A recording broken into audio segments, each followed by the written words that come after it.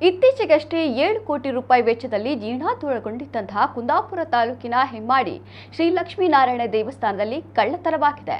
ಬಾಗಿಲ ಚಿಲಕದ ಸ್ಕ್ರೂ ತೆಗೆದು ಸುತ್ತುಪೌಳಿ ಪ್ರವೇಶಿಸಿದ ಕಳ್ಳ ಚಪ್ಪಲಿ ಹಾಕಿಕೊಂಡು ದೇವರಿಗೆ ಕೈ ಮುಗಿದ ಬಳಿಕ ಕಳ್ಳತನ ಕೃತ್ಯ ಎಸಗಿದ್ದಾನೆ. ತಿಂಗಳ ಸತ್ಯನಾರಾಯಣ ಪೂಜೆಗಾಗಿ ಸಂಗ್ರಹಿಸಿದ ಹಣ ಕಳವು ಮಾಡಲಾಗಿದೆ.